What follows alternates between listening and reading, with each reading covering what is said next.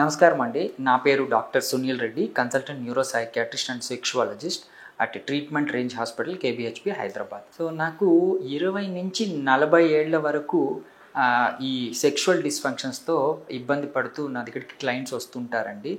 So usually అంగస్తంభన అనేది 40 వరకు ఎలాగుంటుంది, 40 ఏళ్ళ తర్వాత ఎలాగుంటుంది అనేది మనం ప్రీవియస్ వీడియోస్లో కూడా మాట్లాడుకోవడం జరిగింది.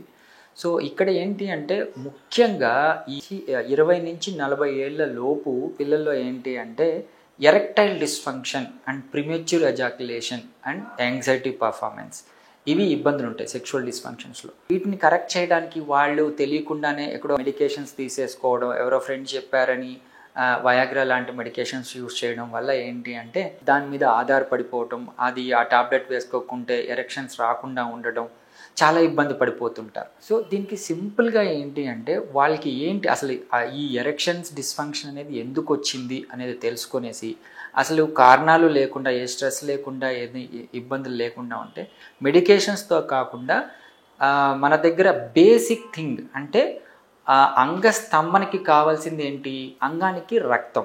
ఈ బ్లడ్ సప్లైని ఇంక్రీజ్ చేస్తే ఆటోమేటిక్గా ఈ పురుషాంగం స్తంభించడం అనేది జరుగుతుంది. అంటే మన డిజైర్కి కోరికలకు తగ్గట్టు అంగం రెస్పాండ్ అవ్వాలి. సో దానికి బ్లడ్ సప్లై ఇంప్రూవ్ కావాలి. సో దాన్ని ఇంక్రీజ్ చేయడానికి మన దగ్గర ఈ లో intensity extra corporeal shock wave therapy అనేది ఉంటుంది.